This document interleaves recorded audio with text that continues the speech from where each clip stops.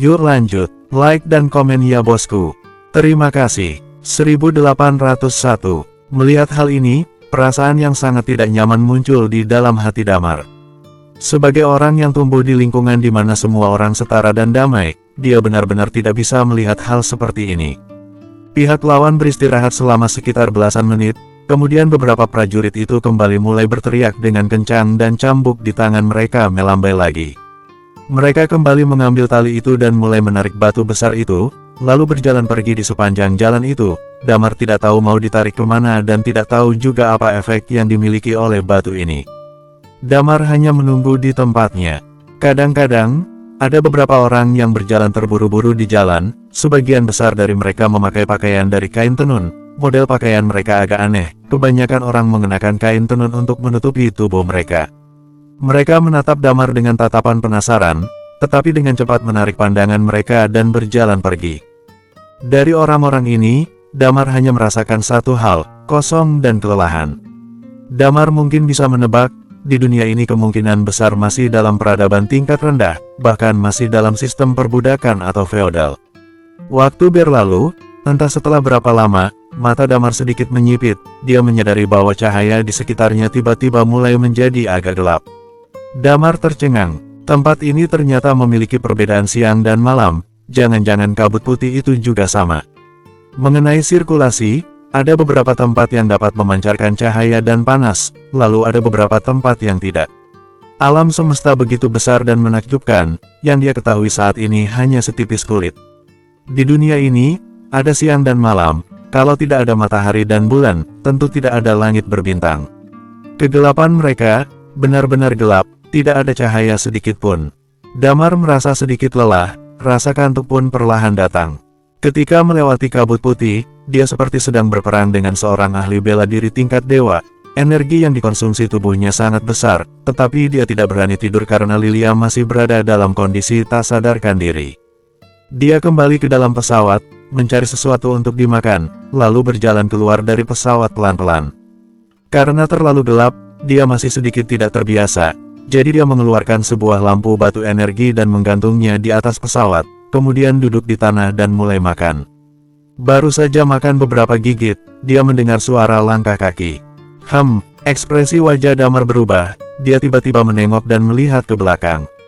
Tidak lama kemudian, dia melihat seorang anak kecil bertubuh kurus sedang bersembunyi di belakang pesawatnya dan diam-diam memperhatikan dia. Tepatnya, sedang memperhatikan makanan di tangan Damar. Semuanya yang ada di tangan Damar dia bawa dari bumi, beberapa biskuit yang dipadatkan, telur rebus yang didinginkan, juga ada sekotak susu. "Kamu mau makan?" tanya Damar. Gadis kecil itu sepertinya tidak memahami kata-kata Damar, dia tetap bersembunyi di sana, menatap makanan di tangan Damar dan menelan ludah dari waktu ke waktu.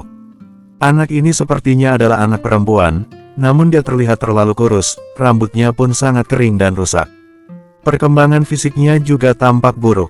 Damar tidak tahu berapa usianya, tapi tampaknya sekitar belasan tahun.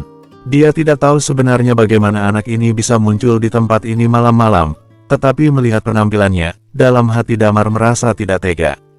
Dia berpikir sejenak, lalu memberikan telur dan susu di tangannya kepada anak perempuan itu. Anak perempuan itu menelan ludah, tidak berani melangkah maju. Sepertinya dia sedikit takut. Damar sekali lagi mencoba memberikan makanan itu.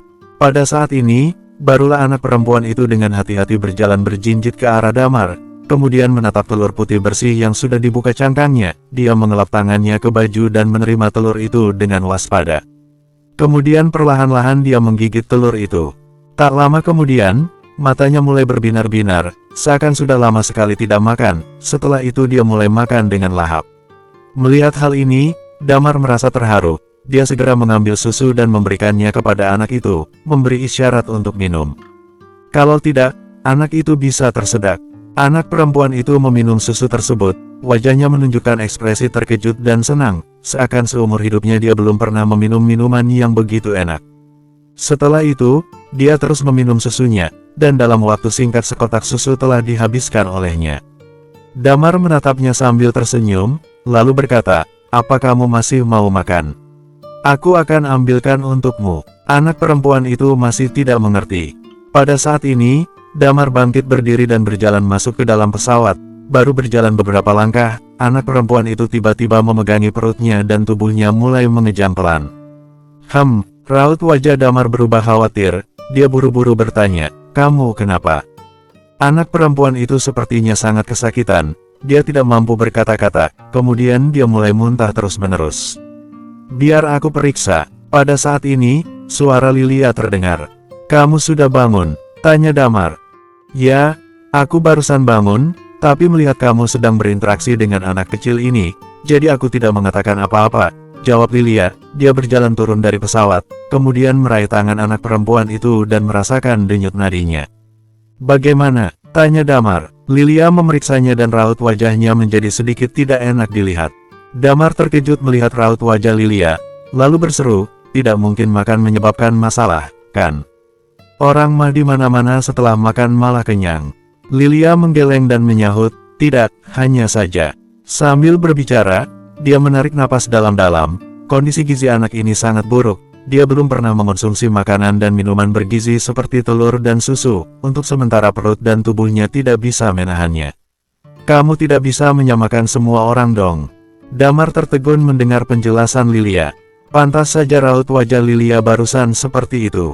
Anak ini tidak dapat menahan nutrisi telur. Sebenarnya seperti apa kehidupan anak ini sebelumnya? "Apakah bisa disembuhkan?" tanya Damar. "Seharusnya bukan masalah besar." Lilia menarik napas dalam-dalam, kemudian mengerahkan Qi pelan-pelan. Dia sangat berhati-hati. Entah setelah berapa lama, anak perempuan itu menghela napas lega. Lilia menghentikan Qi. Pada saat itu, anak perempuan itu sepertinya sudah pulih. Dia berlari dengan cepat ke belakang pesawat. Dia menjulurkan kepala dengan hati-hati dan memperhatikan Damar dan Lilia dengan sikap waspada. Damar memperhatikan anak perempuan itu. Dalam hati dia merasa lega. Setelah perawatan dengan karakteristik energi vitalitas Lilia, tubuh anak perempuan itu sudah pulih sepenuhnya. Karena kendala bahasa, melihat kesembuhan anak perempuan itu, Damar tidak banyak bicara, dan dia dengan tenang menceritakan situasi gunung kekacauan ini kepada Lilia. "Jadi, kemungkinan besar di sini adalah peradaban tingkat 1 atau 2, dan masih berada dalam sistem perbudakan." Setelah Lilia mendengarkan penjelasan Damar, dia menatap Damar dan bertanya, "Bagaimana menurutmu? Sebaiknya kita fokus melakukan urusan kita di sini." Damar menarik napas dalam-dalam, kemudian melanjutkan, "Kita cari tahu tentang dunia ini, dan lihat apakah bisa menemukan warisan untuk membantu meningkatkan keterampilan bela diri hingga tingkat peak. Kemudian, pilih satu tempat dan kita membangun piramida dulu." "Oke." Lilia mengangguk dan berkata, "Apakah kita langsung pergi setelah menyelesaikannya?" Damar mengangguk dan menyahut, "Tentu." Lilia mengangguk, lalu menoleh menatap anak perempuan itu. Dia membuka mulut seperti ingin mengatakan sesuatu tetapi tidak jadi. Damar tahu apa yang Lilia pikirkan. Dengan sistem perbudakan, yang dialami budak-budak ini mungkin lebih parah dibanding budak-budak di Big Jade. Bahkan ada masalah terkait makan dan minum. Namun, Damar dan yang lainnya tidak punya banyak waktu untuk mengubahnya. Butuh waktu jika ingin mengubah dan meningkatkan perkembangan suatu peradaban. Lagi pula, Damar juga baru datang ke tempat ini. Mereka sama sekali tidak mengerti apapun tentang dunia ini. Dia juga tidak tahu seberapa kuat orang-orang terbaik di dunia ini dan apakah ada masalah yang tak terduga. Dia bukan dewa, dia hanya bisa memberikan bantuan sebisanya sesuai dengan keadaan yang dia lihat.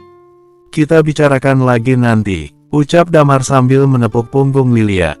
Ketika mereka sedang mengobrol, anak perempuan itu menggertakkan giginya, seolah dia telah membuat suatu keputusan. Dia kembali berjalan menghampiri Damar dan Lilia, kemudian menarik baju Lilia. "Ada apa?" tanya Lilia. Begitu mendengar kata-kata Lilia, wajahnya menunjukkan ekspresi bingung, tetapi dia tetap menunjuk ke kejauhan. "Sepertinya dia meminta kita untuk mengikutinya," ucap Damar. Bersambung 1802. Lilia mengangguk, lalu dia menatap pesawat di sebelahnya. Damar berpikir sejenak, dia kembali ke dalam pesawat untuk mencari 2 tas ransel, memasukkan beberapa makanan ke dalamnya, lalu berjalan keluar dengan senjata di punggungnya. Setelah itu, Qi di tubuhnya sedikit melonjak, seketika tanah di bawahnya terbuka dan pesawat itu disembunyikan di bawah tanah. Kemudian Damar menggunakan tanah untuk mengubur pesawat itu. Ketika melihat ini, mata anak perempuan itu penuh dengan rasa terkejut dan heran. Pesawat adalah kunci bagi mereka untuk keluar dari tempat ini. Dapat dilihat bahwa gunung kekacauan terisolasi dari dunia luar, Damar dan Lilia tidak memiliki kemampuan untuk membuat pesawat, jadi kalau pesawat mereka hilang, tidak ada cara lain untuk pergi dari sini. Setelah melakukan semua ini, Damar kembali mengalihkan perhatiannya kepada anak perempuan itu. Sorot mata anak perempuan itu tampak sedikit ragu-ragu, lalu dia menggertakkan giginya dan menunjuk ke kejauhan, memberi isyarat kepada Damar dan Lilia mengikutinya.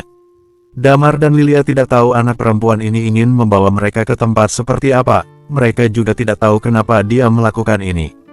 Namun mereka berdua harus mengenal dunia ini dengan mudah dan harus menemukan cara untuk mengumpulkan informasi, serta apakah mereka benar-benar bisa menemukan warisan.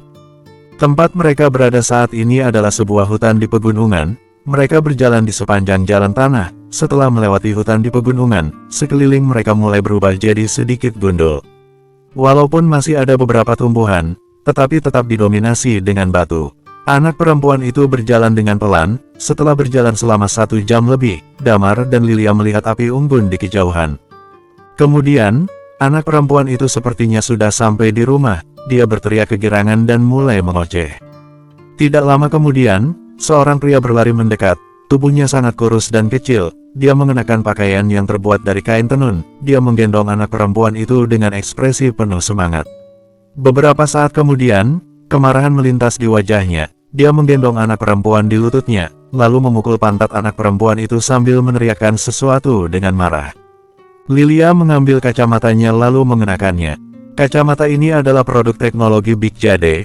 Kacamata ini dapat menganalisis bahasa suatu peradaban dengan sangat cepat, kemudian menerjemahkannya. Tentu saja, alat ini juga harus mengumpulkan bahasa dalam jumlah besar terlebih dahulu baru bisa mencapai hasil yang memadai. Sekarang, kacamata ini masih dalam tahap membaca dan mengumpulkan data. Jika ingin menyelesaikan proses penerjemahan, dia harus membangun sistem bahasa di bagian internalnya terlebih dahulu baru bisa berhasil. Anak perempuan itu menangis karena dipukuli.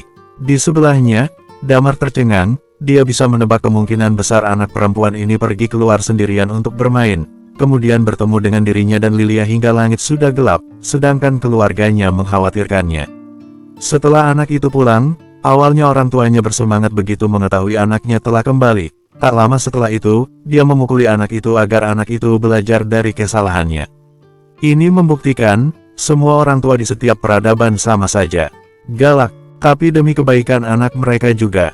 Tentu saja, yang seperti Big Jade, tidak termasuk peradaban yang tiap anak tidak memiliki hak untuk mengetahui siapa orang tua kandung sendiri. Kejam. Setelah dipukul sebentar, orang itu menatap Damar dan Lilia dengan waspada, kemudian menunduk dan berbicara dengan anak perempuannya. Beberapa saat kemudian, anak perempuan itu menjelaskan sambil menangis sesenggukan. Setelah pria itu selesai mendengarkan, dia menangkupkan tangannya kepada Damar dan Lilia, kemudian menunjukkan gestur mengajak, seolah ingin mengundang Damar dan Lilian untuk mengikutinya masuk. Di sekitar mereka juga ada beberapa penduduk sini. Para penduduk terus-menerus berbincang-bincang. Damar melihat ke atas dan ke bawah, dia tidak bisa berkata-kata. Tempat ini adalah sebuah desa batu, semua rumah berada di dalam batu. Mereka telah memahat beberapa ruangan dari dalam batu untuk digunakan sebagai tempat tinggal mereka. Jangan-jangan, mereka masih berada di zaman batu. Dalam hati Damar terkejut, namun tak lama kemudian, dia menepis pemikiran itu. Yang pertama, karena memahat di batu seperti ini sangat sulit. Yang kedua, dia melihat ada senjata yang terbuat dari logam di tangan beberapa orang, dan sepertinya cukup tajam. Orang-orang ini sedang berbincang-bincang. Damar juga mengeluarkan sebuah kacamata dan memakainya, menunggu kacamata ini menyesuaikan diri. Karena kembalinya anak perempuan itu, semua orang di desa tampak bahagia. Ada yang mengusap kepala anak perempuan itu dan ada yang menghela napas lega. Kelihatannya, orang-orang di desa ini cukup penyayang. Setelah melewati orang-orang itu, Damar dan Lilia ditarik oleh ayah dari anak perempuan untuk duduk di sebuah kursi batu. Sekelompok besar orang sedang duduk melingkar bersama di kejauhan. Mereka duduk berkumpul di sekitar api yang menyala. Tidak jauh dari sana, ada beberapa kuali batu. Beberapa wanita sedang sibuk merebus sesuatu berwarna kuning yang lengket di dalam kuali batu. Gelembung muncul dari dalam kuali batu itu. Damar merasa, yang sedang direbus itu adalah kotoran. Semua orang menatap mereka dengan penuh rasa ingin tahu. Pakaian Damar dan Lilia sangat aneh. Pakaian mereka adalah pakaian yang dibawa dari bumi. Jika dibandingkan dengan pakaian para penduduk desa, pakaian mereka benar-benar aneh. Anak perempuan itu dengan cepat melupakan pukulan tadi. Setelah Damar dan Lilia duduk, dia bertelanjang kaki dan berlari ke sisi lain, lalu mulai mengobrol dengan beberapa anak kecil. Terkadang dia mengangkat kotak susu di tangannya, meneteskan setetes susu dari dalam kotak itu ke tangannya dan menyuruh teman-temannya mencicipi. Tampak perasaan iri di mata anak-anak itu. Ayah dari anak perempuan itu sedang mengatakan sesuatu dengan cepat kepada Damar. Damar benar-benar pusing. Kendala bahasa ini benar-benar tidak nyaman. Ting, entah setelah berapa lama, kacamata di mata Damar dan Lilia mengeluarkan bunyi denting dalam waktu yang bersamaan. Tak lama kemudian kacamata mereka sedikit bersinar dan sebaris kalimat muncul dengan cepat. Apakah kalian mengerti apa yang aku ucapkan? Selanjutnya, segalanya menjadi lebih mudah. Kacamata ini dapat menerjemahkan, jadi otomatis mereka bisa berkomunikasi. Sebelumnya aku tidak mengerti, tapi sekarang, aku sudah mengerti, jawab Damar sambil tersenyum. Kacamata di matanya dengan cepat menerjemahkan. Walaupun suaranya sangat terdengar seperti mesin, namun bagaimanapun, kedua belah pihak bisa berkomunikasi. Pada saat ini, Damar merasa kacamata ini sangat nyaman, tetapi, sebagai perbandingan, dia merasa dirinya masih harus meluangkan waktu untuk menguasai bahasa di tempat ini. Untuk sesaat, ayah dari anak perempuan itu terpana. Kemudian dia berkata, apakah kalian orang luar? Datang dari luar kabut. Damar agak bingung, kemudian bertanya, selain kami, apakah ada orang yang datang ke sini? Ayah dari anak perempuan itu mengangguk, lalu menjawab, kadang-kadang juga akan ada beberapa orang yang datang, mereka menggunakan kendaraan besi. Namun orang yang masuk akan dikejar dan ditangkap oleh Kalut. Damar bertanya dengan bingung, Kalut? Kalut adalah negara penguasa di tanah ini, jawab ayah dari anak perempuan itu. Apakah di antara mereka ada prajurit berbaju besi perak? Tanya Damar. Raut wajah ayah dari anak perempuan itu berubah.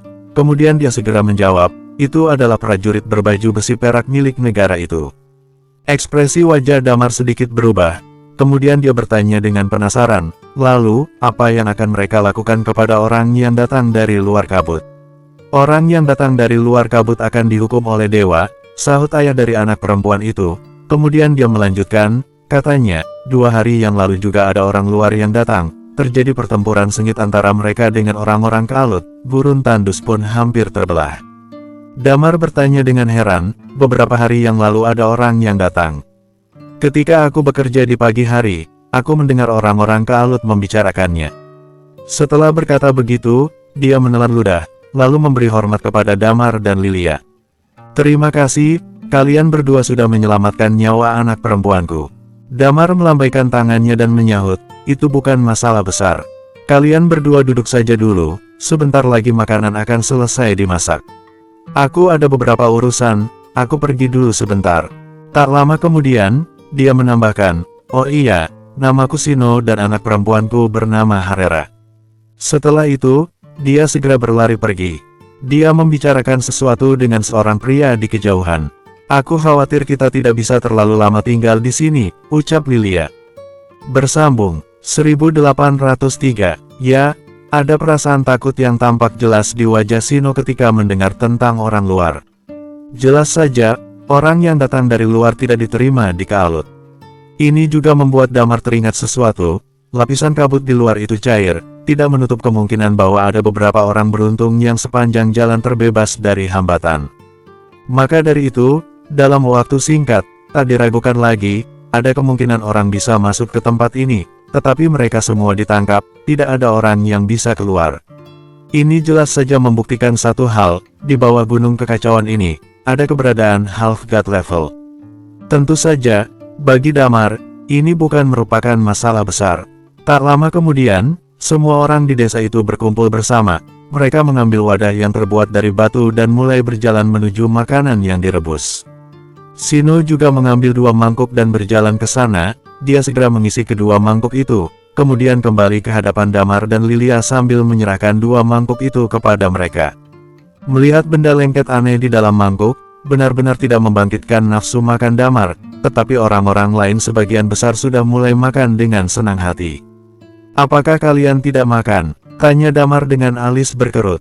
Sino tersenyum pahit, lalu menjawab, makanan sehari-hari di setiap desa sudah ditetapkan, kami juga sudah terbiasa hidup baik dengan atau tanpa makan, kalian boleh memakannya. Damar mengerutkan kening, lalu berkata sambil tersenyum, tidak apa-apa, kami punya makanan, kalian makan saja. Sino ragu-ragu untuk waktu yang lama, dia menggertakkan gigi dan mengangguk, kemudian berteriak, Harera. Harera berlari sambil melompat-lompat, walaupun kekurangan gizi, tetapi tampaknya suasana hatinya sedang bagus. Hidup dalam kehidupan yang menyedihkan selama bertahun-tahun seperti ini, hari ini dia makan telur dan minum susu yang belum pernah dia rasakan sebelumnya, tampaknya itu cukup untuk membuat anak perempuan ini bahagia untuk waktu yang lama. Harera tersenyum malu-malu ke arah Damar dan Lilia, kemudian mengambil mangkuk batu itu dan mengulurkan tangan untuk memakan isinya. Pada saat ini, Sino berbicara, kalian berdua, aku punya permintaan yang cukup lancang. Kalau ada sesuatu yang ingin kamu katakan, katakan saja, sahut Damar sambil tersenyum. Kami semua di sini adalah orang kecil biasa yang mengerjakan pekerjaan kuli, yaitu mengangkut batu untuk mencari nafkah, dan desa ini sibuk selama beberapa hari, hanya dengan itu kami bisa mencari nafkah. Sino kemudian melanjutkan, kalian adalah orang luar, jika orang Kalut mengetahui, pasti. Aku mengerti, Damar tersenyum dan berkata, tidak masalah, kami akan beristirahat malam ini dan pergi besok pagi. Sino tersenyum getir, lalu mengangguk dan berkata, baguslah kalau kamu paham.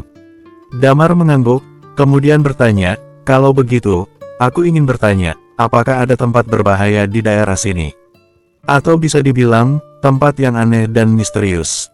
Tujuan Damar datang ke Origin Place atau bisa disebut juga dengan tempat asal ini adalah untuk menembus batas maksimal ilmu bela dirinya. Apabila benar seperti kabar yang beredar kalau Gunung Kekacauan menyimpan banyak warisan sebelum terjadinya ledakan dahsyat alam semesta, mungkin dia masih bisa menggunakan benda-benda itu untuk menembus batas kemampuan bela dirinya.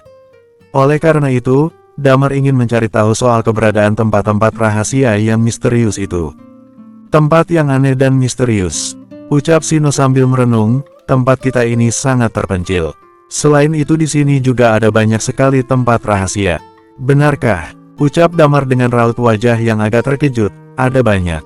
Benar, di sebelah barat yang berjarak 15 km dari desa kita ini, ada sebuah lubang yang bernama Lubang Air Awan. Lubang tersebut dalamnya sangat besar. Selain itu, lubang air awan itu selalu ditutupi kabut sepanjang tahun. Dengar-dengar ada seseorang yang berasal dari desa kita masuk ke lubang itu, lalu dia berhasil menjadi dewa, kata Sino. Sino lanjut berkata, namun, sekarang tempat itu berada dikuasai oleh Kalut. Jadi orang biasa tidak bisa masuk ke sana. Selain itu apa lagi? Tanya Damar. Di tempat yang lebih dalam lagi ada tempat di mana terdapat lidah api dan badai besar. Tempat itu berupa gunung api. Konon di sana katanya ada seorang dewa api yang merupakan kaisar api dari utara. Lalu akhirnya dia keluar dari gunung api. Lalu Sino kembali berkata, tentu saja tempat yang paling rahasia seharusnya adalah gunung api itu. Sino berkata sambil melihat ke arah sudut yang gelap. Meskipun di kegelapan, di kejauhan terlihat puncak gunung yang menjulang tinggi hingga ke langit dan juga ada sebuah gunung raksasa. Damar pun merasa sangat terkejut lalu berkata sambil melihat ke arah gunung tersebut, kamu tahu banyak tentang gunung itu. Gunung itu adalah ujung planet. Tempat itu bernama Gunung Kekacauan, makanya planet ini disebut Gunung Kekacauan. Ucap Sino seakan ingin sekali pergi ke tempat itu, di sana adalah tempat di mana para arwah hidup bahagia. Tempat para arwah hidup bahagia. Damar tampak tertegun mendengar kalimat itu. Sesaat setelah itu, Sino berkata sambil tersenyum pahit, aku ini hanya orang susah, jadi hanya itu saja yang aku ketahui. Aku minta tolong pada kalian jangan lupa dengan apa yang aku ucapkan tadi. Dengan kalimat tersebut, tentu Sino bermaksud untuk menyuruh mereka pergi setelah matahari terbit. Damar mengangguk dan berkata, tenang saja. Aku pasti tidak ingin semakin merepotkan kalian. Setelah matahari terbit, kami akan segera pergi. Sino pun mengangguk sambil menunjuk ke arah tebing yang letaknya cukup jauh. Lalu dia berkata, di sana tempat tinggal anakku. Jika kalian tidak keberatan, hari ini kalian bisa bermalam di sana. Damar menganggukkan kepala, namun Damar merasa tidak selera saat melihat apa yang orang-orang ini makan. Sino pun tidak terus menawarkan makanan itu padanya. Kemudian Sino pergi memberitahukan kepada yang lain terkait keputusan Damar. Setelah mendengar laporan Sino, mereka pun tampak lega sekali. Di sisi lain, Damar sama sekali tidak terlalu memedulikannya. Damar lalu menopang wajahnya dengan kedua tangan sambil perlahan mempelajari bahasa di dunia ini. Mereka berpikir kalau sekarang Damar seharusnya sudah bisa memahami bahasa mereka setelah beberapa hari tinggal di sini. Setelah selesai makan, mereka semua menghadap ke arah yang sama kemudian berlutut seolah sedang menyembah sesuatu. Untuk yang satu ini, Damar bisa memahaminya. Lebih tepat lagi, Damar bisa memahami apa yang diucapkan dalam bahasa mereka. Mereka ternyata sedang mengucap terima kasih pada roh dewa yang telah memberkahi mereka makanan. Damar tercengang. Bagi tempat tertinggal hal ini merupakan sebuah harapan dan juga kepercayaan. Setelah itu, para wanita mulai mencuci tempat makan, berbenah. Sementara anak-anak mulai bermain dan yang laki-laki mulai kembali ke kediamannya masing-masing. Mereka semua terlihat lelah sekali. Lilia berkata sambil bergumam, seperti inilah tahap awal evolusi sebuah peradaban. Sekarang mereka tampak kelelahan sekali. Damar mengangguk dan berkata, tampaknya memang begitu. Namun kita tidak bisa berbuat banyak. Ayo, sebaiknya kita istirahat dulu. Aku sendiri sudah merasa lelah. Lilia dan Damar menuju ke rumah Sino. Di sana ada dua buah ruangan yang terbuat dari batu dan di atas lantainya beralaskan kulit dan bulu hewan liar sehingga membuat udara di dalam terasa cukup hangat. Damar langsung mencari tempat untuk menyandarkan tubuhnya ke tembok kemudian tidur begitu saja. Tubuh Damar sendiri juga sudah lelah sekali. Sementara waktu terus bergulir, keesokan harinya saat cahaya matahari kembali bersinar, Lilia membangunkan Damar yang masih tertidur. Damar membuka mata kemudian merapikan barang-barangnya sejenak. Damar mengeluarkan beberapa makanan di tas yang dibawanya dari bumi termasuk makanan kecil dan 2 kaleng susu sapi. Damar meletakkan itu semua di dalam kamar batu sebelum meninggalkan desa ini bersama Lilia. Anggap saja ini kenang-kenangan untuk Harera. Bersambung 1804, Damar tahu Harera suka sekali minum susu sapi dan juga makanan yang mereka bawa dari bumi. Bagi mereka yang tinggal di sini, bisa bertahan hidup saja itu sudah bagus. Mereka tidak peduli lagi apakah makanan yang mereka makan enak atau tidak. Setelah Damar meletakkan makanannya di dalam, dia meregangkan tubuh dan bangkit berdiri bersama Lilia. Mereka meninggalkan desa ini dan berjalan ke arah barat menuju tempat yang bernama Lubang Air Awan, seperti apa yang dikatakan Sino kemarin. Sementara itu, Sino keluar dari dalam kamar batu setelah mereka berdua pergi. Sino menghela napas setelah melihat apa yang ditinggalkan Damar di kamar itu.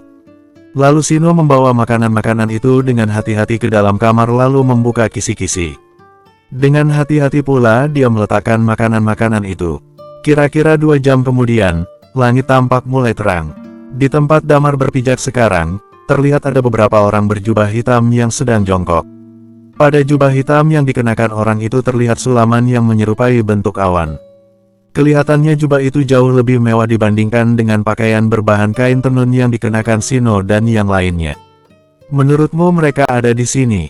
Tanya salah satu di antara mereka.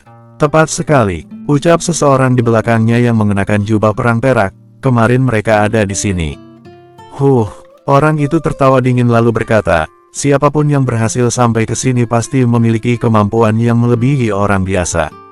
Beberapa hari yang lalu mereka berdua kabur sehingga membuat Tuan merasa sangat kesal. Kali ini kita tidak boleh membiarkan mereka kabur. Orang itu berkata sambil melihat ke samping, tim pelacak.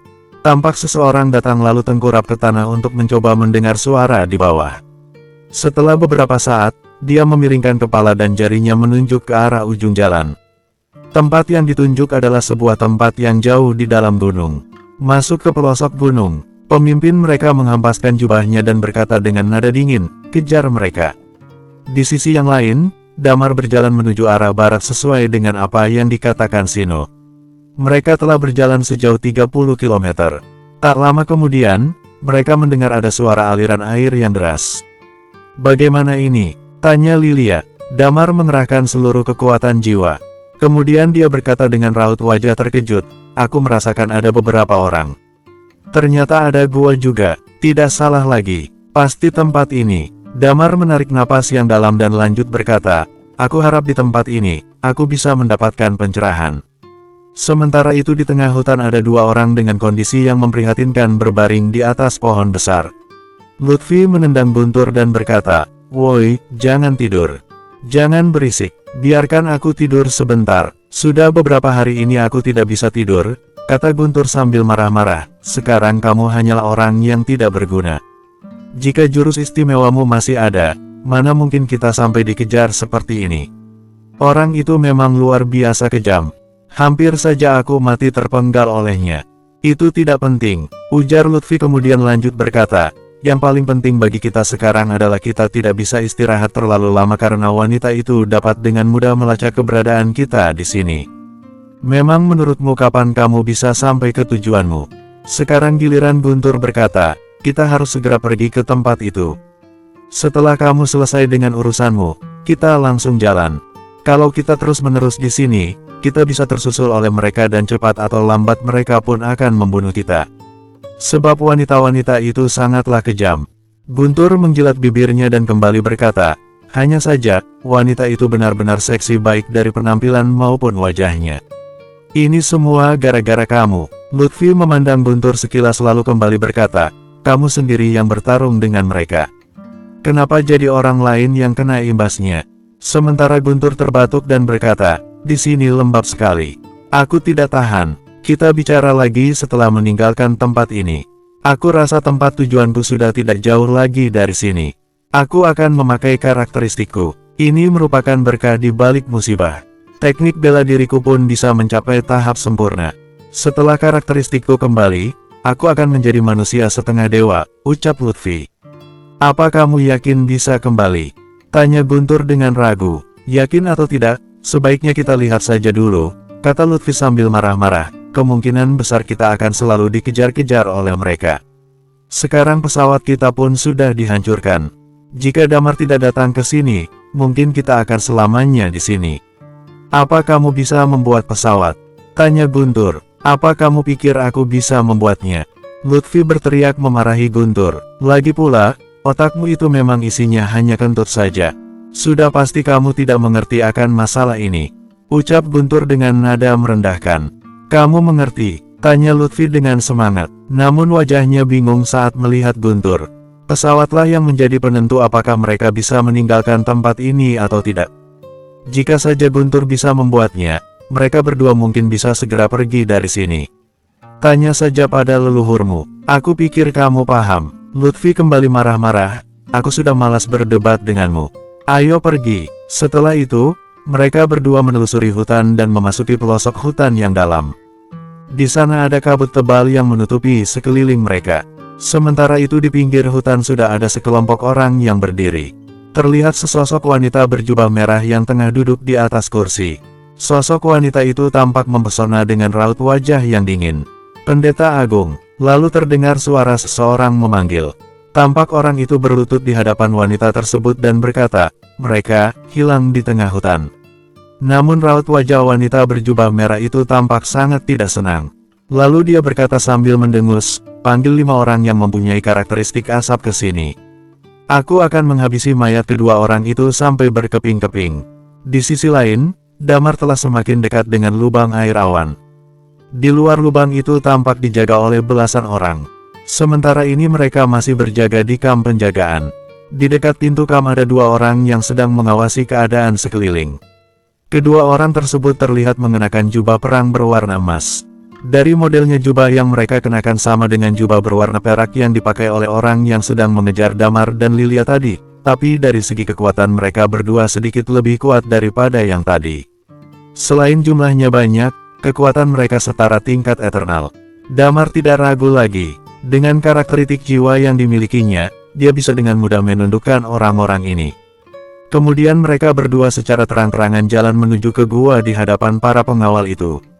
Damar berdiri di depan mulut gua dan berkata, "Apa yang kalian berdua lakukan di sini? Di tempat ini tersimpan benda berharga dan benda warisan sehingga kami harus menjalankan perintah untuk berjaga di sini," ucap orang yang berjaga di mulut gua. "Ada benda warisan," ucap Damar dengan raut wajah terkejut, kemudian kembali berkata, "Kalau begitu kenapa tidak dibawa kabur saja?" "Ini adalah perintah dewa. Kami juga tidak tahu kenapa," jawab orang itu. Tampak jelas kalau mereka memang tidak tahu apa-apa. Mereka hanya sekedar menjalankan perintah saja. Kemudian Lilia bertanya, apa di dalam ada orang? Di dalam tidak ada siapa-siapa. Tidak ada satupun orang yang boleh masuk. Jawab orang yang berjaga di depan pintu dengan jujur. Sementara raut wajah agak terkejut dengan jawaban tersebut kemudian memandang Lilia dan berkata, "Ayo, masuk." Akhirnya Damar dan Lilia pun masuk ke dalam lubang air awan. Gua itu sebetulnya berada di bawah air terjun. Dari luar memang tidak terasa apapun. Akan tetapi, begitu mereka masuk ke dalam terasa asap yang menyelimuti sekeliling mereka. Untungnya hal ini tidak terlalu menghalangi Damar sebab mampu ditaklukkan oleh karakteristik jiwa yang dimiliki Damar. Damar dan Lilia terus berjalan. Setelah beberapa saat, mereka berhasil lepas dari kendali para penjaga tadi. Sepertinya ini tempat pemakaman. Raut wajah Lilia agak sedikit terkejut. Damar mengangguk sambil mengamati sekeliling. Bersambung, 1805. Bagaimana dengan dua penjaga di luar? Mereka yang berjaga di luar seakan merasa tidak terjadi apa-apa. Sehingga mereka tetap berjaga di luar gua, sedangkan penjaga lainnya sibuk dengan urusannya masing-masing. Dengan kemampuan Damar yang sekarang, dia bisa unggul menghadapi tingkat eternal. Dia hanya perlu mengandalkan kekuatan pikirannya untuk membuat orang-orang itu mati. Hanya saja, Damar tidak ingin mencari musuh. Damar sadar kalau dirinya masih belum memiliki cukup pengetahuan tentang kehidupan di dunia ini. Baginya, bisa selamat masuk ke tempat ini saja sudah cukup. Mereka berdua menelusuri sebuah jalan yang ada di dalam gua. Akses ke gua tersebut ternyata sangat mudah. Berjalan sebentar saja, mereka akhirnya tiba di sebuah tempat yang kosong dan lapang. Benar kata Lilia, tempat ini sepertinya memang pemakaman. Di tengah-tengah tampak peti kristal yang menggantung. Selain itu, tampak juga kabut yang keluar dari peti tersebut. Damar bisa melihat dengan jelas bahwa di dalam peti ada sebuah tulang abadi yang sebening kristal. Namun tak disangka, ternyata kabut ini merupakan ilmu yang dimiliki oleh tulang abadi itu. Setelah jasadnya mati, ilmu tersebut dikeluarkan melalui tulangnya yang abadi. Di bawah sini ada beberapa lukisan dinding. Ucap Lilia sambil menunduk dan menekan kacamatanya. Tak lama kemudian, Lilia membaca pesan yang ada di lukisan itu baris per baris. Begitu pula dengan Damar yang melakukan hal serupa. Namun Damar merasa agak bingung setelah beberapa saat membacanya. Seperti apa yang Damar tebak, orang yang ada di dalam peti merupakan seseorang yang memiliki karakteristik asap. Selain lukisan yang ada di bawah peti menceritakan tentang kehidupan orang itu, juga mencatat soal peninggalan-peninggalannya. Di antara peninggalannya antara lain adalah ilmu bela diri, jurus-jurus, dan pemahaman tentang seni bela diri. Yang membuat Damar bingung adalah orang ini merupakan pendekar silat setengah dewa. Padahal sebenarnya karakteristik asap merupakan karakteristik yang paling umum dikuasai, bukan ilmu yang jarang. Sementara orang ini ternyata bisa mencapai golongan setengah dewa hanya mengandalkan karakteristik asap seperti ini. Planet di Origin Place yang dinamakan Gunung Kekacauan ini memang memiliki banyak keanehan, kata Lilia sambil menghela napas. Namun sayang, peninggalan-peninggalan ini tidak ada gunanya buat kita. Tentu tujuan Damar ke sini adalah untuk menembus batas maksimal kemampuan bela dirinya. Pada baris terakhir berbunyi seperti ini, ucap Lilia. Lalu sambil bergumam Lilia membacanya, aku sudah berusaha mati-matian selama hidupku, tetapi tetap tidak bisa menjadi dewa. Akhirnya aku harus jatuh di sini dan jasadku mati dan lenyap. Semoga peninggalanku bisa memberikan inspirasi kepada generasi selanjutnya. Kalimat ini menggambarkan ringkasan tentang dirinya sendiri. Namun bagi Damar, ini merupakan kabar baik. Dari kalimat tersebut menandakan Origin Place ini di zaman dahulu adalah jalan untuk menjadi dewa. Tempat ini tak hanya dikarunia oleh alam semesta, tapi tempat ini juga dijadikan tempat untuk pentahbisan dewa. Ternyata ahli bela diri biasa bisa menjadi dewa juga. Hanya saja setelah terjadinya ledakan dahsyat di alam semesta, tidak ada yang mencari tahu soal proses penyebaran peradaban ini. Benar sekali, semua orang bisa memperoleh karakteristik setelah mencapai Uncommon level. Namun, karakteristik tersebut terlalu berlebihan bagi mereka. Kebanyakan orang pasti akan terlalu bergantung pada karakteristik itu setelah mendapatkannya. Meskipun belajar bela diri setelah mencapai keabadian, mereka yang tinggal di 7 planet utama berlatih hanya untuk mendapatkan karakteristik semata. Itu artinya kemungkinan besar di Gunung Kekacauan ini pernah ada kejadian serta cara bagi seorang ahli bela diri untuk menjadi dewa.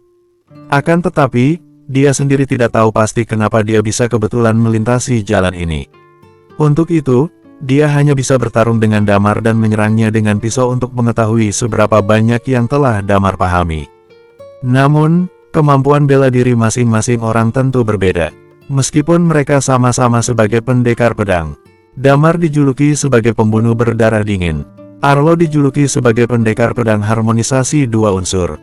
Sementara Blade Berserker dijuluki sebagai pendekar pedang sombong. Eos dijuluki sebagai pendekar pedang angin-anginan, maksudnya si sesuka hati. Talia sebagai pendekar pedang api neraka. Blade pun hanya bisa memberi Damar beberapa pengertian, meskipun dengan jalan yang berbeda. Lagi pula contoh yang diberikan sangatlah sedikit sehingga tidak bisa memperlihatkan ringkasan pengalaman hidupnya. Akan tetapi, dilihat dari jejak peninggalan orang yang telah mati di Gunung Kekacauan ini, seorang ahli bela diri perlu menempuh jalan yang panjang agar bisa menjadi dewa. Damar berpikir kalau Gunung Kekacauan ini mungkin adalah sebuah daratan akibat sisa ledakan dahsyat alam semesta. Mungkin juga pada kala itu, sudah banyak ahli bela diri yang menjadi dewa. Ketika berpikir hal demikian, Damar merasa cukup senang. Jika saja dirinya menemukan beberapa peninggalan ahli bela diri yang telah berhasil menjadi dewa dan mengumpulkan bukti yang cukup banyak, mungkin langkah Damar akan lebih mudah untuk menjadi dewa. Sangat sulit sekali bagi seorang pendekar berilmu tinggi sekalipun untuk naik tingkat menjadi dewa. Kebetulan Blade diam-diam menyadari akan hal ini. Meski bakat Yun luar biasa hebat dan masih ingat dengan jalan ini, tapi dia telah terhenti di tengah jalan selama bertahun-tahun. Sulit sekali baginya untuk berhasil. Apalagi Damar yang belum punya cukup persiapan. Meski di sini tempat yang sangat berbahaya, Damar tetap harus mencari cara supaya dirinya bisa datang ke alam ini. Bagiku, peninggalan-peninggalan ini tidak ada gunanya sama sekali meskipun memang ini adalah peninggalan dari seorang ahli bela diri setengah dewa, kata Damar. Apa kamu bawa ponsel? Lilia mengangguk dan berkata, aku akan memotret semuanya.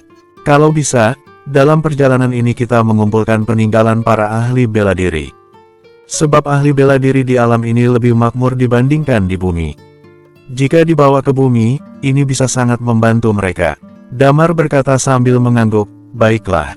Setelah Lilia selesai memotret, Damar menarik napas dalam lalu berkata, ayo pergi.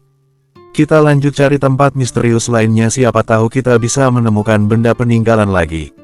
Sekalian kita cari tempat untuk membangun piramida emas. Lilia menganggukkan kepala. Ketika mereka berdua keluar, sekali lagi Damar mengendalikan para penjaga di luar seperti yang dilakukannya saat masuk tadi. Lalu dengan langkah pasti Damar bersama dengan Lilia meninggalkan lubang air awan. Di saat yang bersamaan, semua orang di desa tempat Damar bermalam kemarin, berbaring tengkurap di lantai. Sekujur tubuh mereka tampak gemetar dan tak satu pun yang berani mengangkat kepala saat di depan mereka ada segerombolan pasukan berpakaian perang perak dan jubah hitam. Seseorang yang berjubah hitam berdiri di depan dengan posisi setengah jongkok memandangi semua orang desa. Sorot matanya tampak tak berperasaan sedikitpun. Katakan, apakah kalian sempat melihat seorang pria dan wanita dengan pakaian aneh di sini?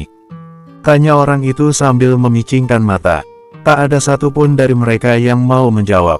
Mereka semua hanya terdiam sambil tengkurap di lantai. Meskipun mereka merasa sangat ketakutan, tetap saja mereka tidak ada yang mau menjawab pertanyaan itu.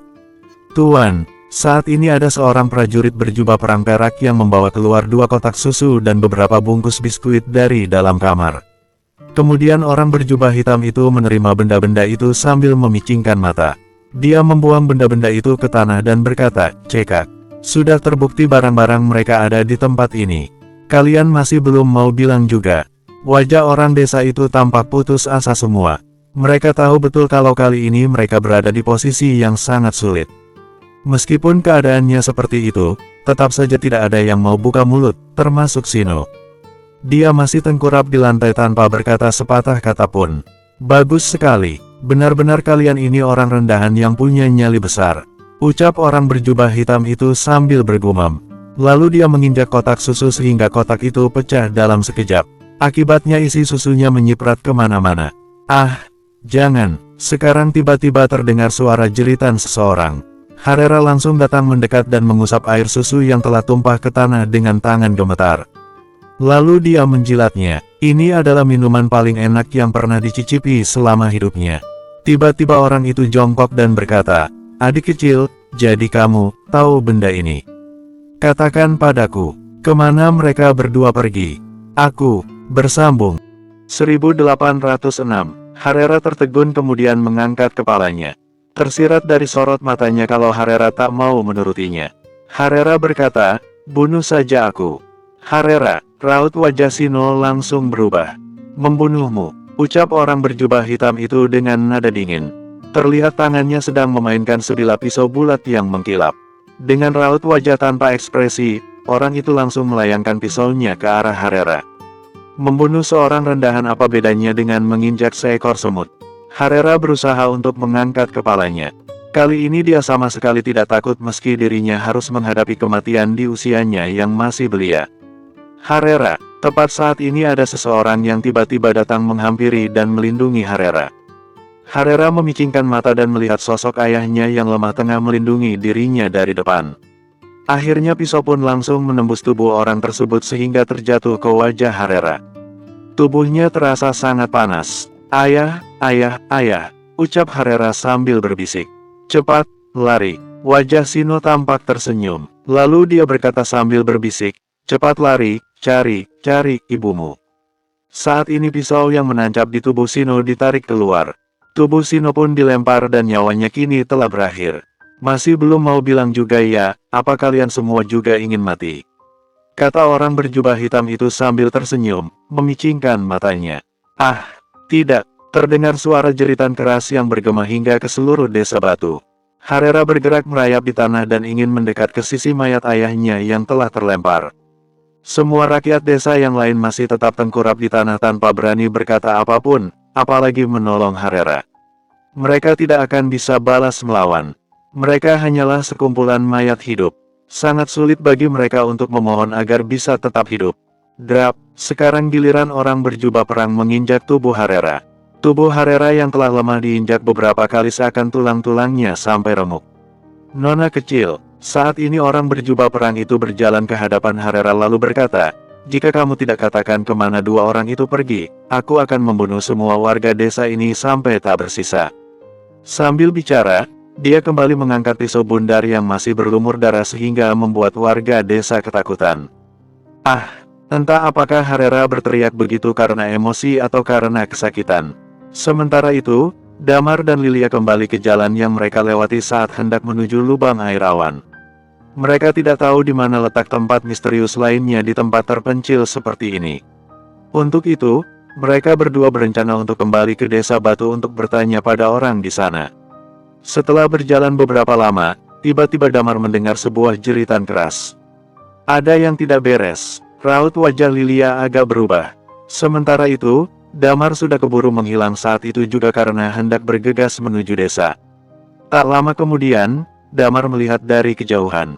Tampak sesosok orang berjubah hitam dan panjang dan sedang memegang pisau melengkung dan menyerang seseorang dengan pisaunya. Orang yang diserangnya gemetaran. Selain ketakutan, tak tampak keinginan orang itu untuk melawan. Sementara Sino yang telah bersimbah darah di tanah kini tak bernyawa lagi. Harera tengkurap di tanah dan diinjak sehingga berteriak menjerit. Beberapa orang lainnya juga telah terbunuh. Hal ini membuat emosi Damar meluap. Hidup orang-orang desa ini sangatlah kasihan dan menderita. Meskipun mereka memeras keringat seharian, tapi sulit bagi mereka untuk bisa makan sampai kenyang. Dalam keadaan yang seperti ini, Sino masih mau membagi jatah makanan mereka untuk satu hari kepada Damar. Meskipun setelah itu mereka akan kelaparan semalaman. Keesokan harinya mereka pun masih harus menarik kereta berisikan batu dalam keadaan perut kosong. Ini adalah desa di mana rakyatnya hidup dengan sangat sederhana. Mereka tahu berterima kasih dan punya rasa takut. Orang seperti ini tidak akan tahu arti pentingnya bela diri. Mereka bisa terbunuh dengan mudah layaknya seekor semut. Sementara anak yang berambut kering dan bersembunyi di belakang pesawat sambil menelan liur itu diinjak oleh orang bertubuh kekar. Padahal dia sangat lemah, bahkan dia pun tidak pernah mendapatkan gizi dari sebutir telur ayam. Saat ini hati Damar seperti tercabik-cabik. Dia sungguh marah sekali karena emosinya sudah meluap-luap. Damar tak bisa tinggal diam lagi begitu melihat orang berjubah hitam tersebut mengangkat senjatanya. Sekejap seperti bayangan Damar muncul dan langsung menahan pisau bundar di hadapan orang berjubah hitam. Orang berjubah hitam itu melihat Damar dan berkata dengan nada dingin, aku pikir kamu mau terus-menerus jadi pengecut. Tak aku sangka kamu berani keluar duluan. Dia sepertinya tidak takut sama sekali dengan Damar.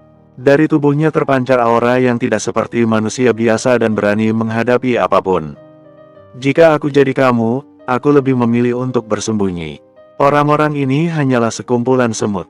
Sangat tidak ada gunanya mengorbankan diri sendiri demi menyelamatkan nyawa mereka, kata orang berjubah hitam itu.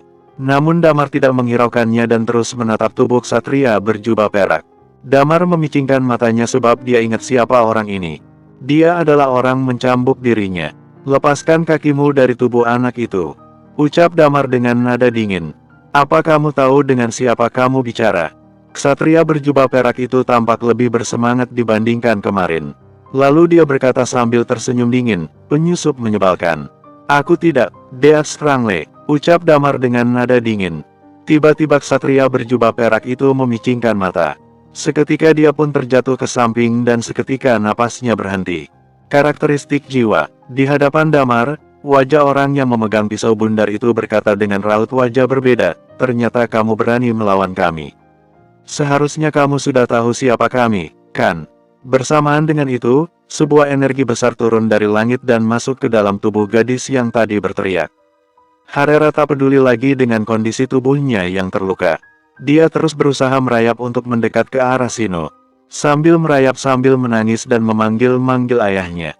Ayah! Suara Harera terdengar gemetar. Jeritan tangisnya membuat Damar merasa menyesal.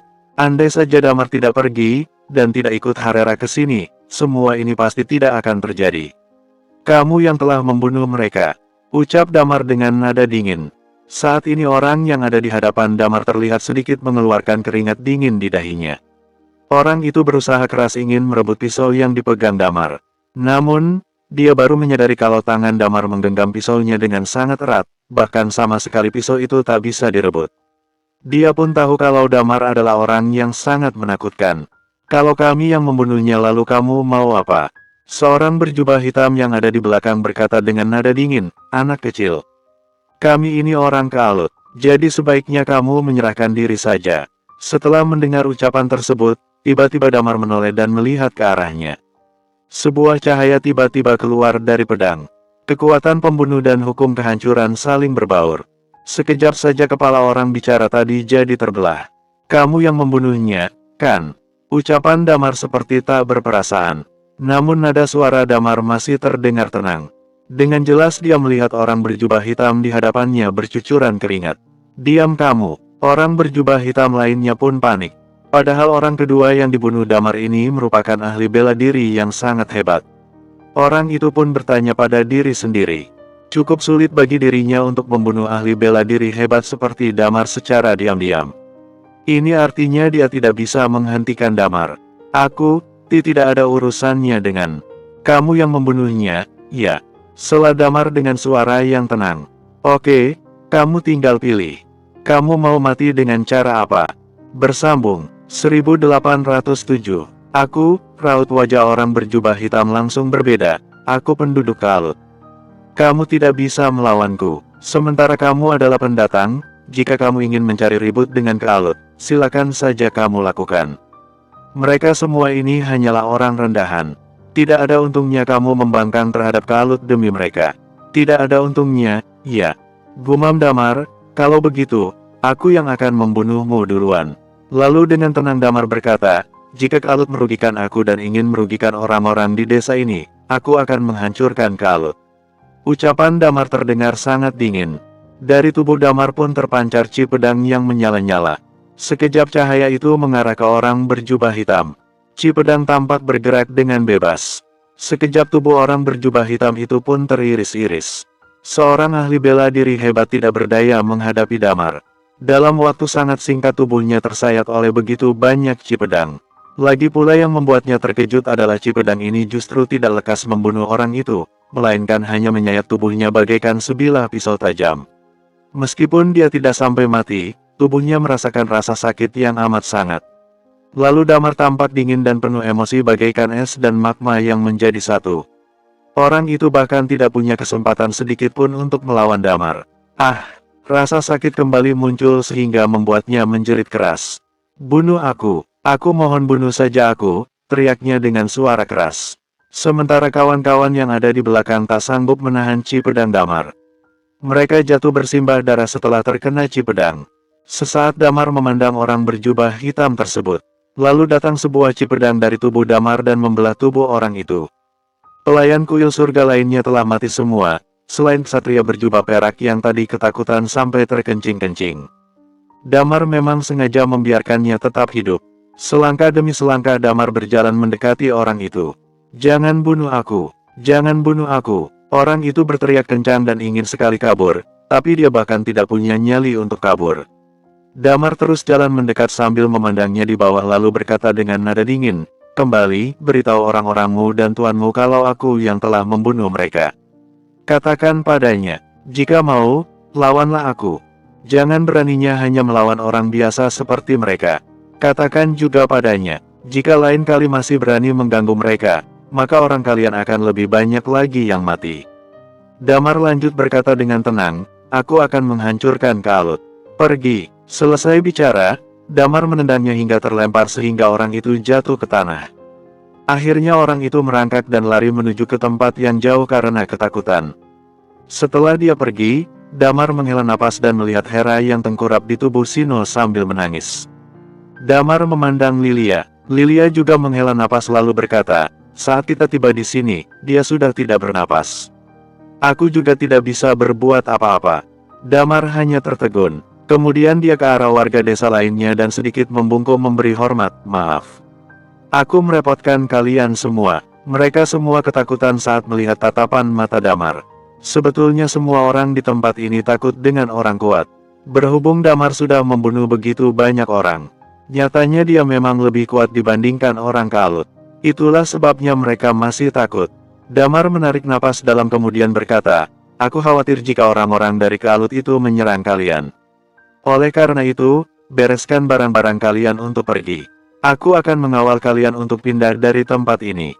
Ksatria pemberani. Sekarang muncul seorang pria tua yang berkata, "Kami ini sudah turun-temurun tinggal di desa ini. Kalian pun tidak mungkin bisa terus-menerus melindungi kami. Kami tidak ingin pergi dari sini. Hidup dan mati kami biar langit yang mengatur. Namun aku tidak akan menyalahkan kalian.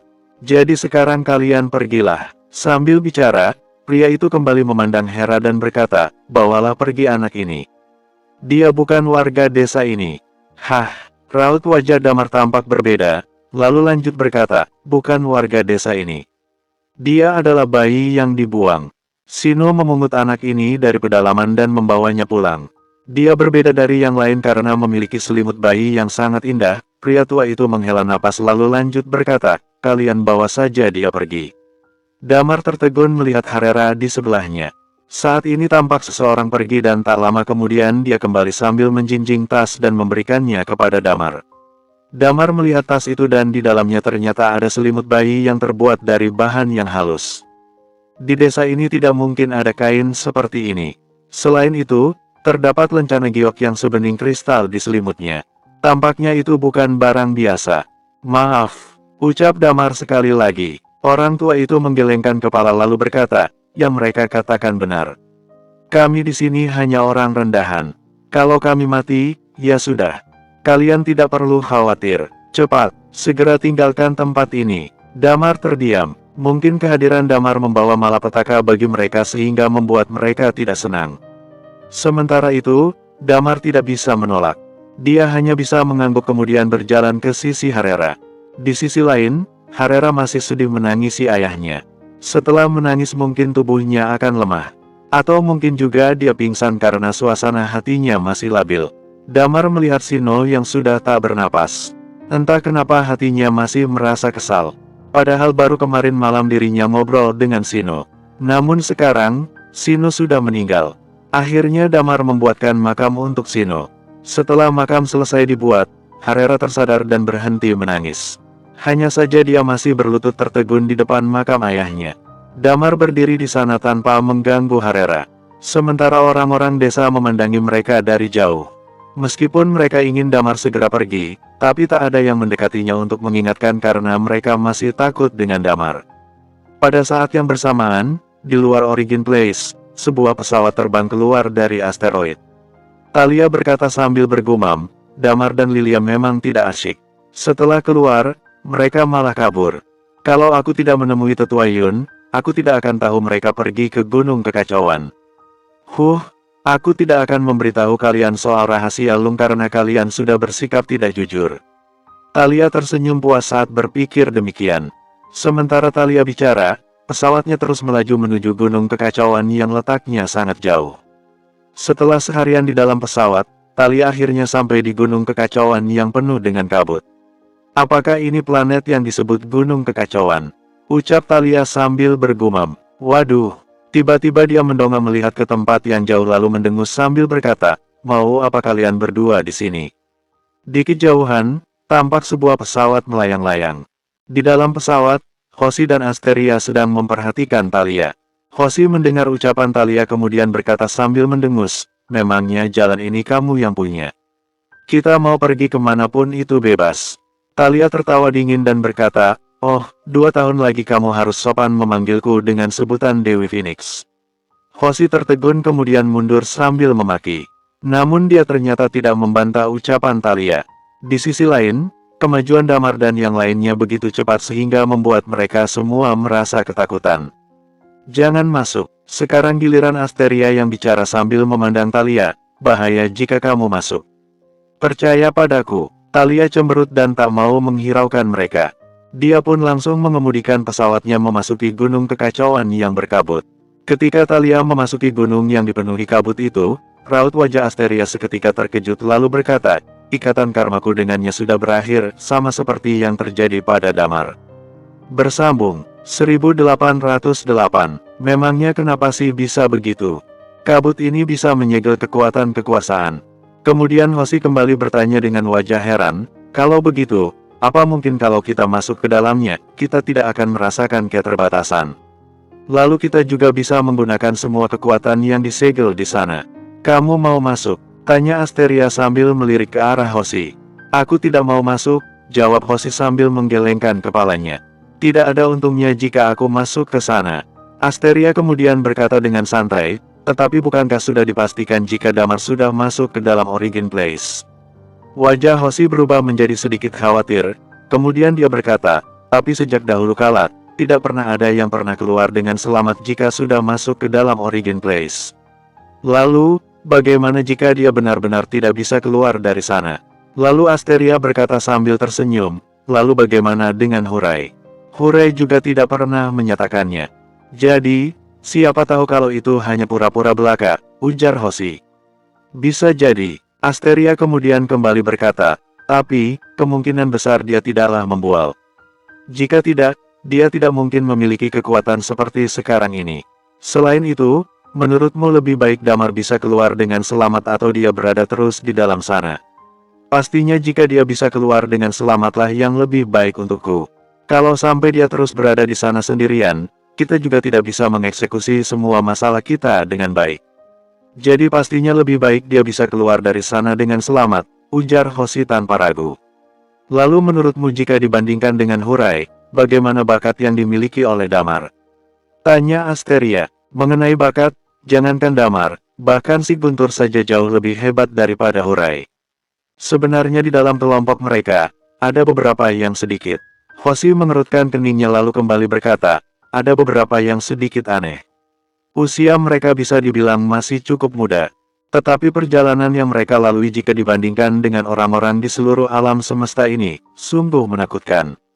Aku tidak tahu kenapa di bumi ini ada banyak orang yang lahir di waktu yang bersamaan. Asteria kemudian berkata, ini adalah sebuah zaman yang besar.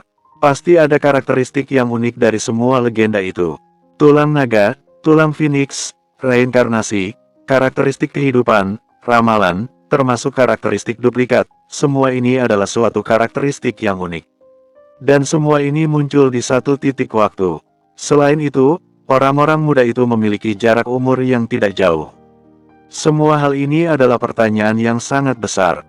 Lalu Asteria kembali berkata, selain itu, orang-orang ini saling memiliki hubungan satu sama lain. Hal ini bukanlah hal yang biasa terjadi. Atau mungkin benar apa yang dikatakan oleh orang tua yang memancing itu. Kunci Stargate mungkin bukanlah Damar. Kemungkinan besar salah satu di antara orang-orang itulah yang merupakan kunci dari Stargate. Lalu, sekarang apa lagi yang harus kita lakukan?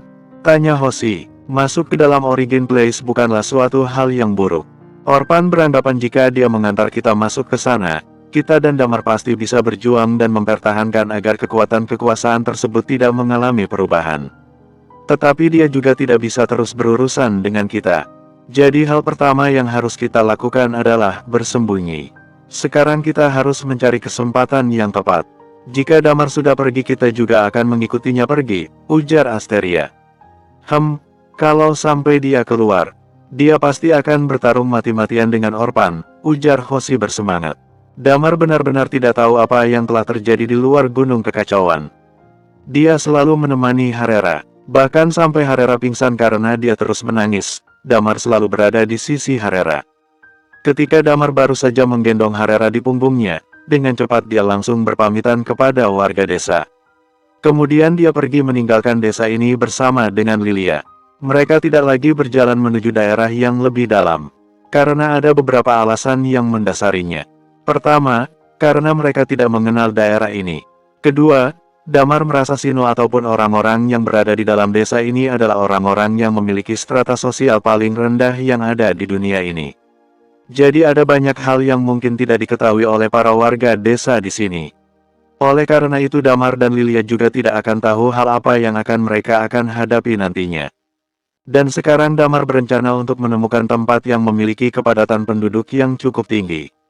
Kemudian barulah di sana dia akan melanjutkan pencariannya.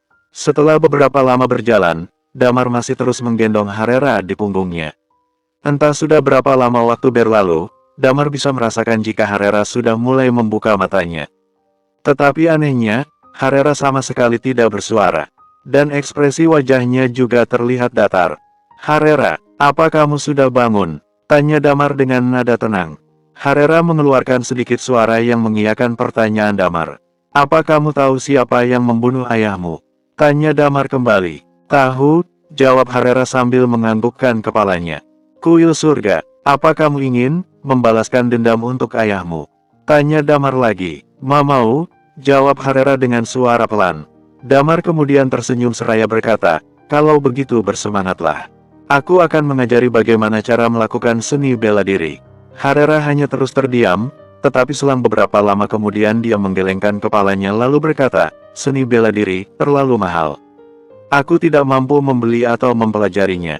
Damar kemudian tersenyum dan berkata, aku akan mengajarimu.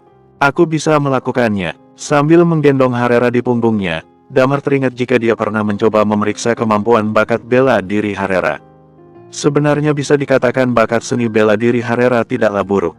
Hanya saja dia tidak memiliki kemampuan dasar yang harus dimiliki dalam melakukan seni bela diri. Tetapi Damar sendiri baru mulai belajar seni bela diri ketika dia berusia 18 tahun sampai akhirnya dia berada di posisinya saat ini.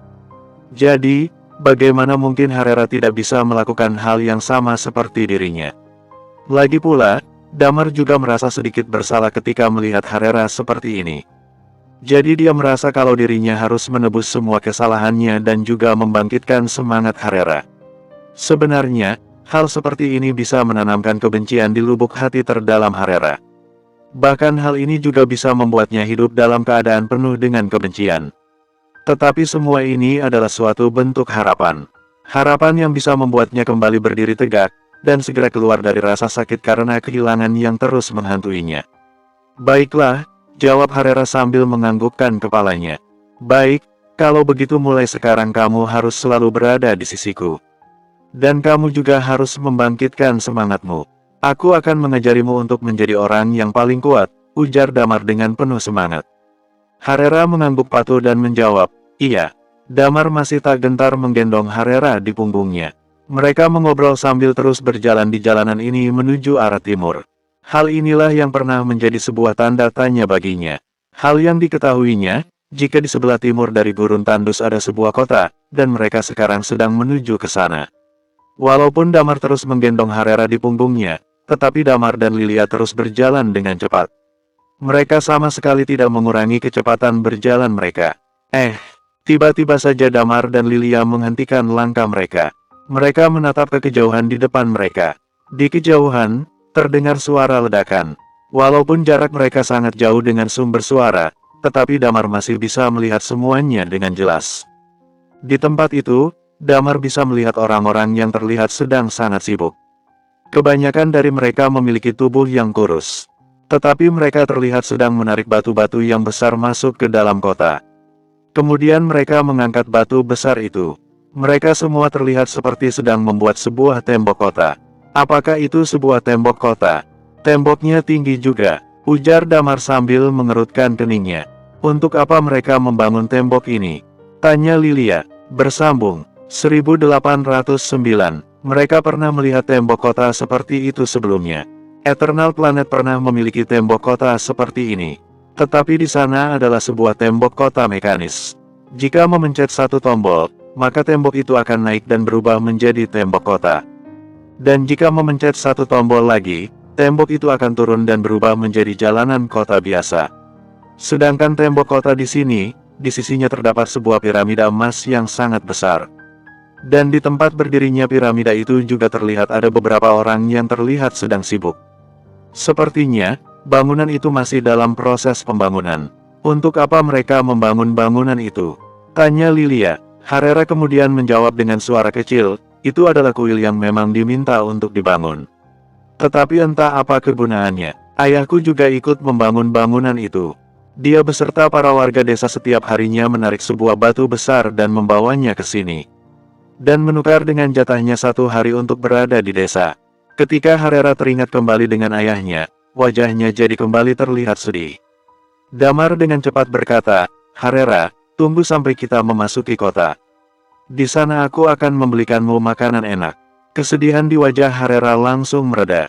Kemudian dia berkata sambil tersenyum getir, kita tidak bisa masuk ke dalam kota. Hanya orang-orang yang berlatih bela diri saja yang bisa membawa orang masuk ke dalam sana. Damar cukup tercengang, dia berspekulasi jika kemungkinan besar tempat ini adalah sebuah komunitas para budak. Bisa jadi ini adalah sebuah bentuk dari peradaban sekunder. Tetapi hal yang membuatnya lebih terkejut lagi adalah senjata yang digunakan oleh orang-orang kuil ini adalah jenis senjata yang cukup bisa diandalkan. Hal ini menandakan jika mereka memiliki teknik melebur yang cukup baik. Dan pastinya, hal ini bisa dicapai setelah melalui karakteristik tertentu. Selain itu, tingkat hierarki di antara orang-orang ini sangatlah tinggi. Dan para penguasanya memiliki sikap yang kasar dan keras dalam memerintah. Aku dan Lilia ahli bela diri. Jadi, kami pasti bisa masuk ke dalam sana, ujar Damar sambil terus tersenyum. Harera tidak mengatakan apapun, dia hanya terus berbaring di punggung Damar. Damar juga tidak lagi menatap ke arah tempat itu. Karena tempat itu seakan memberikan aura yang menyakitkan baginya. Entah sudah berapa banyak orang yang terkena cambukan setiap harinya. Semua itu mereka dapatkan hanya untuk ditukar dengan jatah setiap harinya. Dan jatah yang mereka dapatkan pun terlihat cukup menjijikkan. Tetapi hanya itulah yang bisa mereka andalkan untuk bisa bertahan hidup. Peradaban manapun yang tidak menggunakan penyaringan genetik seperti yang dilakukan oleh Big Jade, pasti jumlah orang paling banyak yang ada di peradaban mereka adalah orang-orang yang berada di tingkat rendah. Orang yang paling banyak adalah orang-orang biasa, kemudian diikuti dengan para prajurit tingkat rendah. Semakin kuat seseorang maka jumlah mereka akan semakin sedikit. Bukanlah hal yang aneh jika gunung kekacauan ini memiliki banyak sekali binatang buas. Dan orang-orang biasa tidak diizinkan masuk ke dalam kota. Jadi, mereka hanya bisa tinggal di bagian luar saja. Ada kemungkinan yang cukup besar jika orang-orang ini bisa diserang oleh binatang-binatang buas yang berkeliaran. Hal ini sebenarnya cukup berbahaya bagi mereka. Tetapi memang seperti inilah sistem dan hukum yang berlaku di dunia ini. Damar tidak berencana untuk menggulingkan aturan yang berlaku di dunia ini. Dia tidak memiliki kekuatan sebanyak itu untuk melakukannya. Dia hanya ingin melakukan hal yang menurutnya baik, dan ketika dia melihatnya dia hanya bisa sedikit membantu. Ayo, seru Lilia sambil menarik napas dalam-dalam. Mereka berdua berjalan melewati neraka dan berusaha melintasi tembok tinggi ini. Tidak berapa lama kemudian, mereka melihat sebuah tembok kota yang menjulang tinggi muncul di depan mereka. Saat ini barulah Damar merasakan betapa tingginya tembok ini. Tembok ini mungkin memiliki tinggi sekitar 40-50 meter. Dan, orang-orang biasa ini membangunnya dari satu batu demi satu batu lainnya. Di antara megahnya tembok ini, entah sudah berapa generasi yang dihabiskan dan sudah berapa banyak orang yang tewas karena membangun tembok ini. Dia bisa membayangkan semua itu di benaknya. Damar menengadahkan kepalanya, tidak ada nama yang tertulis di tembok ini. Karena pakaian mereka bisa dikatakan cukup terlihat aneh. Dan tujuan mereka datang ke tempat ini juga hanya untuk mendapatkan informasi. Jadi Damar juga tidak bisa bersikap sembrono ketika dia masuk ke dalam kota ini. Dia pertama-tama menyuruh Lilia untuk membawa serta Harera untuk bersembunyi. Kemudian Damar akan masuk ke dalam kota itu sendirian. Apa yang dia lihat ketika masuk ke dalam kota sama seperti apa yang telah dia duga sebelumnya. Tingkat peradaban kota ini memang tidaklah tinggi. Sebagian besar rumah di kota ini tidak tinggi dan terbuat dari batu, tanah ataupun kayu. Orang-orang di dalam kota ini juga cukup banyak. Beberapa di antaranya ada yang terlihat seperti orang-orang biasa. Berdasarkan perkataan Harera, hanya para ahli bela dirilah yang memenuhi syarat untuk masuk dan hidup di kota ini. Tetapi sepertinya ada banyak yang membawa serta orang-orang biasa masuk ke dalam kota ini. Seperti ini kurang lebih bentuk dasar dari situasi kota ini. Damar berusaha untuk bersembunyi. Kemudian dia masuk ke sebuah rumah dari keluarga yang kelihatannya cukup besar. Dan mencuri pakaian-pakaian yang berasal dari dunia ini. Setelah itu diam-diam dia bergegas meninggalkan kota. Setelah dia berhasil menemukan Lilia dan Harera, Damar dan Lilia langsung mengganti pakaian mereka. Orang-orang biasa yang berada di bagian luar kota, biasanya hanya menutupi bagian aurat mereka saja. Sedangkan untuk orang-orang di dalam kota, memiliki beberapa perbedaan pakaian dan juga celana yang mereka pakai. Setelah selesai berganti pakaian, mereka kemudian berjalan menuju kota. Orang yang keluar masuk kota tidaklah banyak. Hanya kadang-kadang saja terlihat ada orang yang keluar masuk dari kota ini. Tetapi anehnya, orang yang menjaga gerbang justru cukup banyak. Sepertinya, penjagaan gerbang di sini memang cukup ketat. Ketika Damar dan Lilia semakin mendekati pintu gerbang kota, seseorang yang mengenakan baju besi perak segera menghentikan mereka. Kemudian orang itu berkata, "Kalian siapa?" Harera benar-benar belum pernah datang ke kota. Sedangkan hal yang Damar ketahui tentang kota yang berada di dalam gunung kekacauan ini adalah hanya prajurit saja yang bisa masuk ke dalam kota. Dan dia sama sekali tidak tahu hal lainnya dari kota ini. Tetapi ternyata tidaklah semudah itu jika mereka ingin masuk ke dalam kota. "Kami adalah orang-orang yang datang dari kota lain. Kami ingin masuk ke kota," ujar Damar. "Datang dari kota lain?" tanya si ahli bela diri bersirah perak itu dan langsung tampak waspada. Di saat yang bersamaan dua orang ahli bela diri bersirah perak lainnya langsung mendekat ke arah mereka dan berdiri di sisi kanan dan kiri mereka. Si ahli bela diri bersirah perak itu langsung bertanya, "Mana izin perjalanan?" "Izin perjalanan?" Damar mengerutkan keningnya. Dia tidak menyangka ternyata benda itu masih saja diperlukan. Walaupun dunia ini cukup terbelakang, tetapi pengaturan di dalam kotanya sangatlah luar biasa. Bahkan bisa dikatakan mendekati sempurna. Damar menghela napasnya, kemudian dengan cepat dia mulai mengaktifkan karakteristik jiwa. Awalnya, dia datang ke sini hanya untuk mengurus beberapa hal.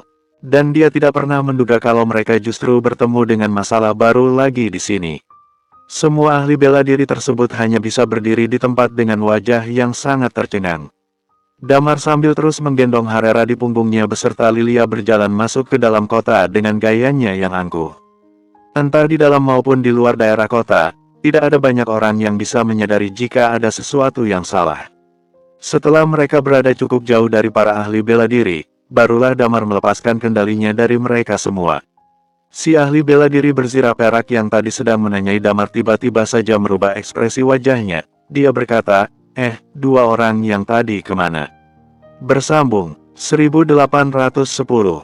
"Tidak tahu, apa mungkin mereka menghilang begitu saja?" ujar ahli bela diri bersirah perak yang lain dengan cepat. "Hal yang pertama harus dilakukan adalah melaporkan kejadian ini." Tiba-tiba saja sebuah suara bergema di telinga mereka. "Tidak perlu melapor." Kemudian muncul lagi suara lainnya. Suaranya seperti suara orang yang sedang berbicara sambil tersenyum. Si ahli bela diri bersirah perak dengan cepat menoleh. Dari kejauhan dia bisa melihat seorang pengemis yang sangat kurus sedang duduk di bawah tembok kota. Dia terlihat sedang menguap dengan gaya malasnya. "Aku mau melapor atau tidak, apa urusannya denganmu?" Si ahli bela diri bersirah perak kemudian berkata lagi dengan nada marah, "Hei pengemis, kenapa kamu masih saja belum mati kelaparan? Hei, lelaki tua ini hanya ingin menyelamatkanmu," ujar si pengemis sambil menggelengkan kepalanya.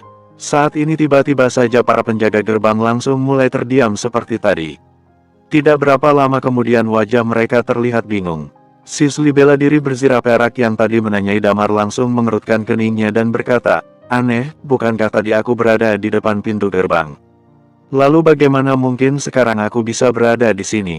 Kalian semua, waspadalah. Akhir-akhir ini suasana sedang tidak kondusif. Siapapun yang tidak memiliki izin perjalanan tidak boleh masuk ke dalam kota," serunya sambil menunjuk ke arah penjaga yang lain. Ingatan mereka tentang apa yang baru saja terjadi tadi sudah benar-benar terhapus.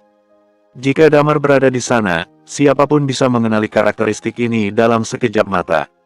Seperti pada awal Tigreal menggunakan karakteristik ini, karakteristik penghapus memori. Tampaknya, pengemis tua itu bukan sembarang pengemis.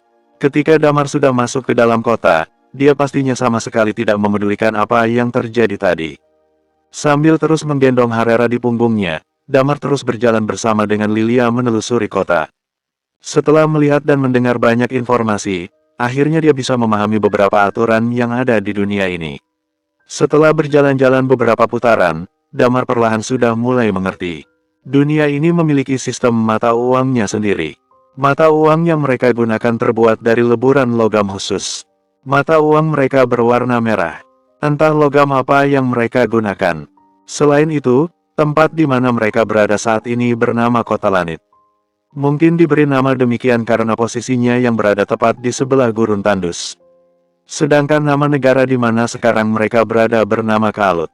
Kalut adalah pemegang pemerintahan di negara ini.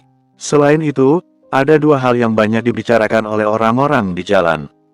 Pertama, akhir-akhir ini Kalut sedang mengalami beberapa gesekan dengan negara tetangga mereka yang bernama negara kalian. Bahkan telah terjadi beberapa pertempuran skala kecil di antara mereka. Kedua belah pihak sedang gencar melakukan pembangunan peralatan peperangan mereka. Dan untuk hal yang satunya lagi yang sedang dibicarakan orang-orang memiliki hubungan dengan Damar dan yang lainnya. Saat ini, Damar dan Lilia sedang duduk di sebuah kios pinggir jalan. Di meja mereka tampak terhidang beberapa jenis makanan. Makanan-makanan itu adalah makanan yang tidak pernah dilihat oleh Harera sebagai warga yang berasal dari sebuah desa kecil. Semua makanan itu sungguh berbeda dengan makanan di desanya. Orang-orang yang berada di meja sebelah mereka terdengar sangat jelas sedang membicarakan masalah yang berkaitan dengan Damar dan yang lainnya. "Untuk apa aku membohongimu? Saudaraku yang sedang bekerja di dalam kuil tiba-tiba melihat seorang ahli bela diri bersirah perak berlari kembali. Saudaraku bilang di sepanjang jalan tercium bau kencing yang sangat menyengat. Mereka ketakutan sampai terkencing-kencing. Kemudian orang itu kembali berkata, kenapa hal itu bisa terjadi? Sungguh membuat bulu kuduk merinding. Berdasarkan apa yang dia gambarkan, orang itu bisa melihat siapa yang akan mati. Selain itu, kekuatan pedangnya tiada tandingannya. Siapapun akan dihabisinya. Daging orang-orang itu habis tersayat sedikit demi sedikit hingga hanya menyisakan tulangnya saja." Kemudian ahli bela diri bersirah perak berkata, kekejamannya sungguh tiada duanya. "Orang itu sungguh hebat sekali, iya," tanya seseorang seakan tidak percaya akan apa yang didengarnya. "Bagaimana mungkin dia tidak kuat? Dia bagaikan seorang iblis yang membunuh tanpa berkedip sekalipun. Kemudian, lawannya hanya bisa menyerah kepadanya." Kemudian dia kembali berkata dengan suara kecil, orang itu berkata kalau sampai Kalut berani menyerang desa itu lagi, maka dia pasti akan menghancurkan Kalut. "Aku pergi saja, sungguh kurang ajar." Orang lainnya yang sepertinya sulit untuk mempercayai cerita itu kembali berkata, "Kamu hanya membual saja. Bagaimana mungkin ini hanya bualan?" Orang yang mengerti cerita itu kemudian berkata, "Masalah kematian orang-orang Kalut sudah menjadi buah bibir orang-orang di kota. Coba kamu pikirkan baik-baik, kamu pasti tahu bagaimana karakter penduduk Kalut. Apa mungkin mereka akan membiarkan dan melepaskan orang-orang itu begitu saja?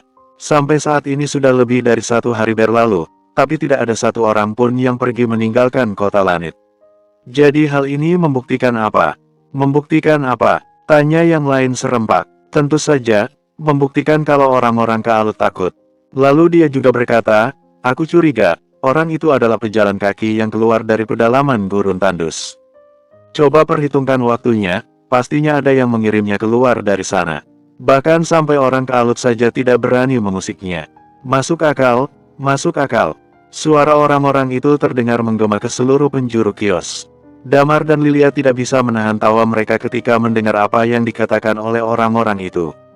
Tetapi untung saja, orang-orang Kealut tidak lagi melanjutkan serangan mereka ke desa itu. Brak, saat ini tiba-tiba saja orang itu membeku. Kemudian dengan cepat dia meraih lengan seseorang yang terjulur di dekatnya. Hei pengemis Rin, kurang ajar kamu. Berani sekali kamu mencuri barang milik paman ini. Orang itu melontarkan kata-katanya dengan penuh amarah. Dia terlihat telah menangkap tangan seorang pengemis yang kotor. Pengemis itu langsung terbatuk-batuk lalu berkata, "Kalau aku bilang aku tidak sengaja, apa kalian mempercayainya?" "Percaya kepalamu," seru sekelompok orang itu dengan marah. Mereka langsung memukul dan menendang si pengemis itu. Damar tampak menyipitkan matanya. "Ada yang salah dengan pengemis itu," ujar Lilia. Damar menganggukkan kepalanya lalu berkata, seharusnya dia memang memiliki kemampuan layaknya seorang master. Walaupun dia terlihat seperti seorang pengemis, anehnya ketika dia mendapatkan pukulan dari orang-orang ini, semua pukulan yang didapatkannya sama sekali tidak bisa melukainya. Sepertinya, dia memang seorang ahli bela diri yang luar biasa. Di sebelah mereka, orang-orang ini seperti sedang menertawakan sebuah lelucon. "Pengemis Rin, kamu ternyata belum juga mati." "Iya benar, kemarin aku juga lihat dia dipukuli dan dibuang ke dalam sungai, tapi nyatanya dia belum mati. Bahkan hari ini dia masih saja mencoba untuk mencuri. 2 hari yang lalu dia juga terlihat mengintip istri seseorang yang sedang mandi. Dan saat itu dia juga berhasil tertangkap. Dia masih belum mati juga. Entah siapa yang tahu bagaimana dia bisa selamat." Ekspresi Damar tampak terkejut ketika mendengar cerita orang-orang di sekitarnya. Entah mengapa, hal ini justru membuatnya merasa lega. Orang ini pasti sudah berlatih dalam waktu yang cukup lama. Dan mereka selalu bisa menjadi sosok yang tidak normal, ujar Lilia sambil menggelengkan kepalanya.